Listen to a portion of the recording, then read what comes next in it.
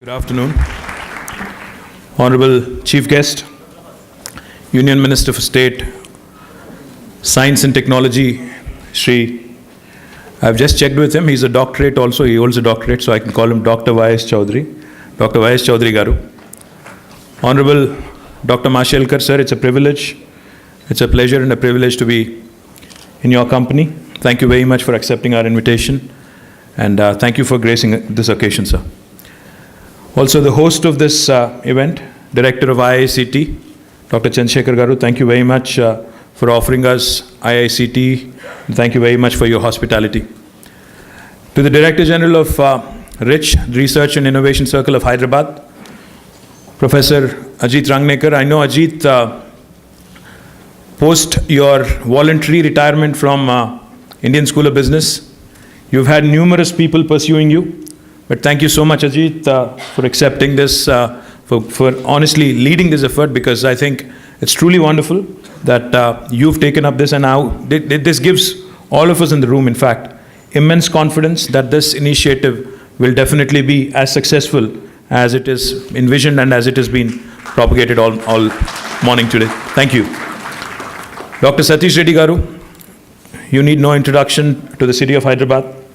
You made us all proud, and today we are extremely delighted that you are now advising Honorable Raksha Mantri himself. And as a proud Hyderabadi, I'm glad that you're delivering on the promise you made to me about 1 year ago. He had told me very clearly that Hyderabad would be getting about 100,000 or 1 lakh crores of rupees in aerospace and defense sector. I'm delighted that you've already delivered on 30% of it. I'm looking forward to the remaining 70% as well. Thank you, Satish Garu. To our advisor to the state government, Honorable ex-IAS Paparao Garu, thank you, sir, for guiding us all along. Jayesh Ranjan, thanks for everything that you've been doing, and thanks for everything that you're going to be doing over the next 3 years also in advance. Dr. Tessie Thomas, madam, I was very short and sweet to whatever you've said, but you did not want to speak, but I was very, very sure and confident that even if you had said only one sentence, it would have been very meaningful. Thank you, ma'am. Thank you for gracing the occasion. Varaprasad Reddy Garu, sir, thank you. In fact, you had told me that it was Shivratri and you had you had other plans, but my persuasion probably, or coercion, or whatever it was, I think it worked, and thank you very much for gracing this occasion. Thank you so much, sir. Quid pro quo, yes, sir. మీరు నా కోసం ఏదైనా చేస్తే నేను మీకోసం చేస్తా అని చెప్పాను తప్పకుండా sir thank you very much sir very very kind of you doctor GN Rao your institution your reputation in the industry your amazing work and the kind of passion you bring even after 30 years of launching something as world class as LVPEI is something for all of us. I don't want to call myself a youngster because I'm already over the hill. I'm already over 40, but still. Yes, sir. Thank you for also including me in your group. It's always a delight to meet you, Jian, and thank you very much for coming in. G.V. Prasad Garu, thank you so much. As a primary industry anchor and industry partner of RICH, we're delighted that an organization like DRL is headquartered in Hyderabad, and I do believe and I do hope sincerely that you will become a world-class name, which you already are, but I think even stronger name in the future as well. Dr. David Bergvinson, thanks for launching iHub. You had told me that iHub stands for everything, and today I think you've made it very clear that all these collaboration is only expected to bring in an impact. That's exactly what RICH is set out to do. Thank you very much, David, for gracing the occasion. To the British High Commissioner, as I call him, he's actually the Deputy High Commissioner, but I keep upgrading him every time I see him. So Andrew, thank you very much for partnering with this, and thank you very much for also saying that UK and India have a lot of synergies, especially on these sectors that we're trying to actually bring about a change in. Dr. Mishra, CCMB is an institute that I've always looked up to. As a student of biology and biotechnology and life sciences, CCMB is a much respected institution, and I'm really delighted that the institute is a part of this effort as well. Thank you very much. And to all the people I haven't named, including Srini Raju Garu, and to all the eminent scientists, to all the wonderful people, the extraordinary minds in this room, and to entire team of information technology and industry from the government of Telangana, and to my friends from the media, very, very good morning and good afternoon already, I think. Thank you very much for gracing this occasion. I actually have a written speech, but I'm not going to stick to it. I think because enough has been said about what Rich is expected to do, what we're trying to achieve here, and what we're trying to accomplish here. Everybody talked about the three things in Rich. Rich stands for Research and Innovation Circle of Hyderabad. Satish Reddy Garu spoke about Hyderabad and how it has a fantastic ecosystem, and so did other speakers before me. Research and innovation have also been talked about at length by all the eminent speakers before me. I think one of the things that was not touched upon was the circle part of the Rich. Let me try to close in that loop. What are we trying to accomplish here? We all know research is the bedrock of innovation, and we have a number of wonderful world-class research institutions in our city of Hyderabad. What we're trying to achieve by way of Rich is essentially trying to bring about the closure of that loop. The loop I'm talking about is, the circle I'm talking about is research to market, market to industry, industry to prosperity, and prosperity to jobs. I think that's extremely important in the world that we live in today. Let me just repeat it again. Research to market, market to industry, industry to prosperity, and prosperity which should result eventually in job creation. That's exactly what we are trying to accomplish as a government here. As was mentioned earlier, Hyderabad has a fabulous ecosystem of institutions of national and international repute in a variety of disciplines. We have ICRISAT headquartered here. The International Crop Research Institute, which is headquartered, world headquarters is right here. We also have a number of wonderful defense, aerospace laboratories, number of scientific institutions, CCMB, IICT, CFTRI, NIN, and numerous others that we have them right here. Let me just quickly tell you what all I've learned in the last couple of years as Minister Industry and Information Technology. I've been raised in Hyderabad. I've lived here for the last 40 years, nearly. A lot of things, in fact, that I did not know about, I've learned in the last couple of years. For example, I did not know that Hyderabad essentially was the life sciences capital of India. Hyderabad is the bulk drugs capital of India. Hyderabad is where more than 35% of pharmaceuticals in India are manufactured. In fact, last time I met Shanta Biotech's Varaprasad Reddy Garu, I was telling him that Hyderabad is where more than 20% of global vaccines are manufactured. He corrected me. He said it's nearly 40%. Nearly 40% of world vaccines today are manufactured in our own city of Hyderabad. These are all the hidden facets that I did not know about. Likewise, when it comes to other sectors such as aerospace and defense, I did not know up until I became a minister. As a civilian, I still am a civilian, but until I actually assumed office, I did not know that Hyderabad had numerous.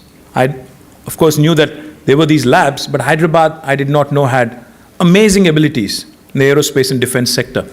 In fact, as was mentioned by Dr. Satish Reddy, Hyderabad today, in fact, has not only 30,000 plus people working in the aerospace and defense ecosystem. In fact, Hyderabad also has nearly, as was mentioned earlier, 1,000 small and medium enterprises in the aerospace and defense sector. When ISRO sent MOM, the Mars Orbiter mission, more than 30% of the components were manufactured in our own city of Hyderabad by the SME sector in the aerospace and defense fields. Donald Trump, President of the United States, might say, I want every single company to manufacture in America, and I want every single American to be employed. Of course, that's his job as the President of the United States. But I should share with you that the President of America's, Donald Trump's, helicopter cabin today is manufactured in Hyderabad. I don't know how many of you know that. I didn't know about it till about 2 years ago. Sikorsky is in Hyderabad, and in a joint venture with Tata Advanced Systems Limited, they manufacture President of the United States his own helicopter cabin right here. Likewise, I did not know that Hyderabad had a very strong defense ecosystem which has enabled some very small and medium homegrown companies to be directly competing with someone as big as Lockheed Martin. someone as big as Raytheon, someone as big as Rolls-Royce. These are amazing stories which are unfolding. And then IT, I don't think I need to say anymore, because I do believe most of us are in the know-how, that if you look at the top 5 most valued technology companies in the world, among the top 5, 4 of them have chosen Hyderabad as their largest base outside of United States. That would include Google, Apple, Facebook, Microsoft. If you look at top 10, you would also have Amazon, you would also have Uber, Salesforce, whose largest bases outside of their headquarters are in our city of Hyderabad. What is it that I'm trying to get at? We have all these amazing strengths cutting across disciplines, cutting across different fields. But unfortunately, we all seem to be operating in silos.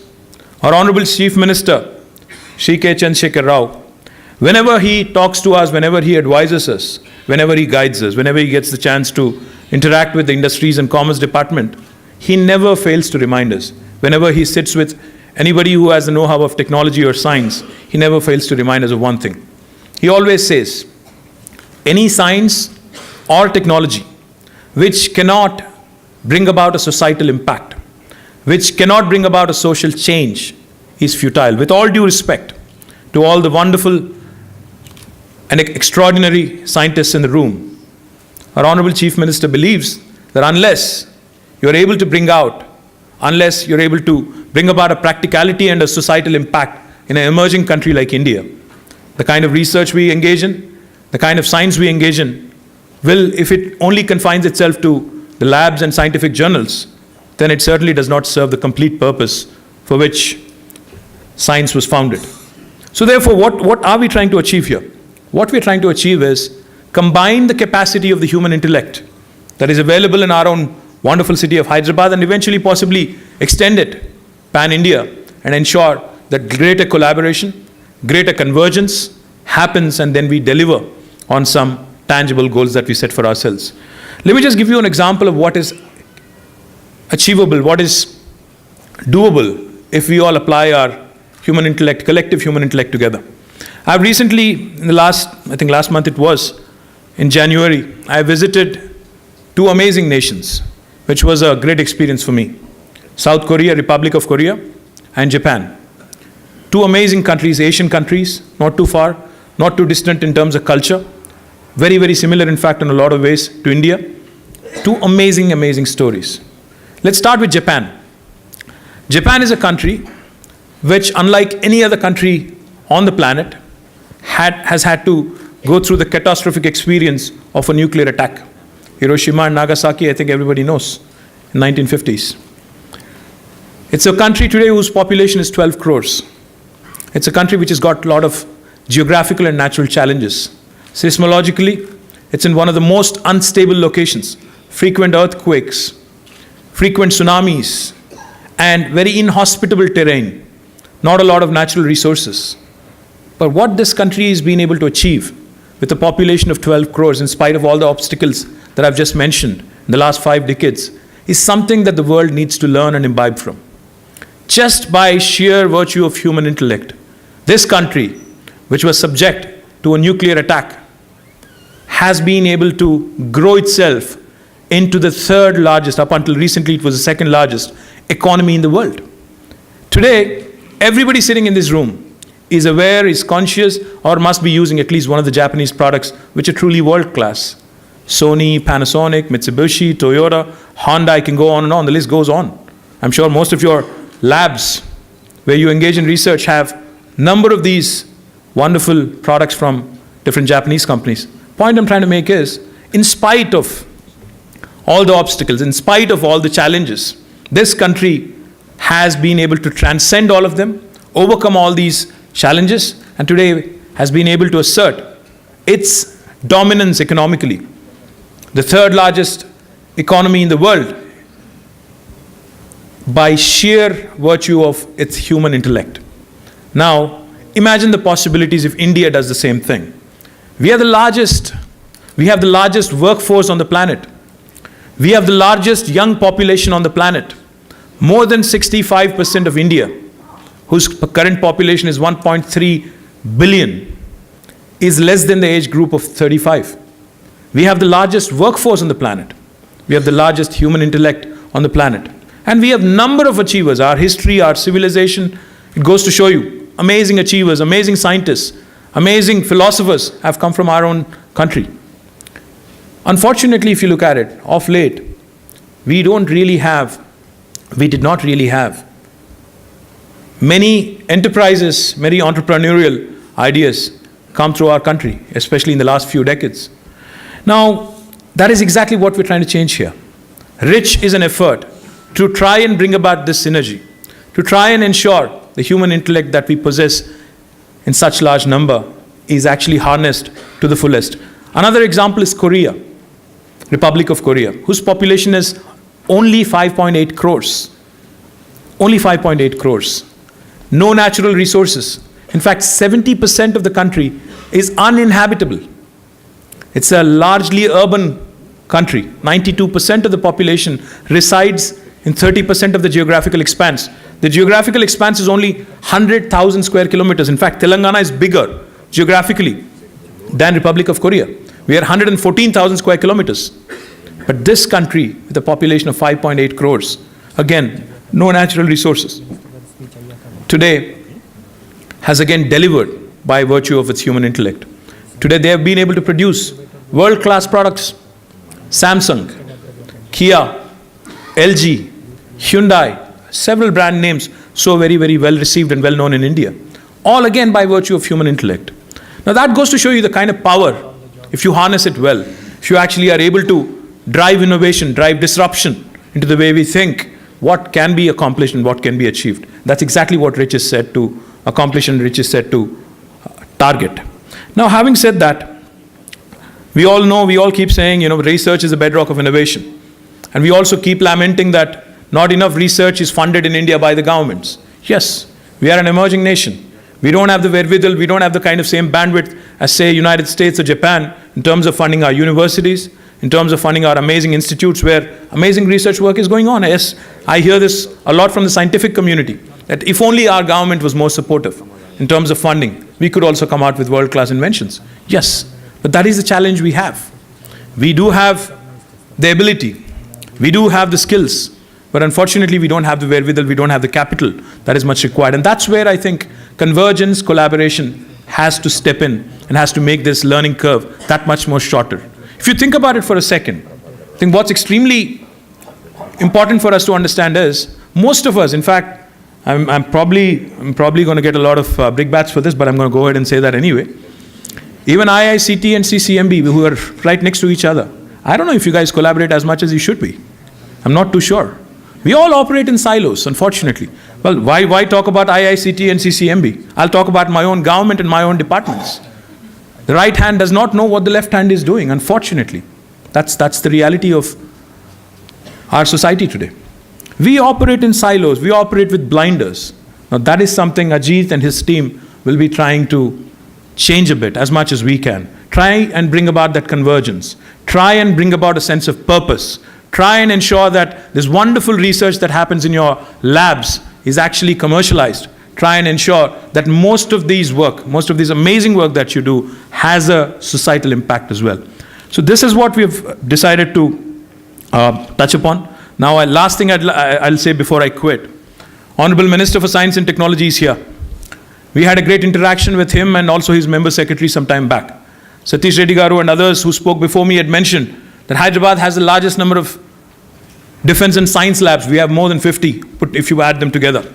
But sir, I would also like to put it on record and let you know, your member secretary, Dr. Mittal, had also mentioned, we not only have the largest number of scientific labs, science labs, we also have the largest number of incubators in the country today.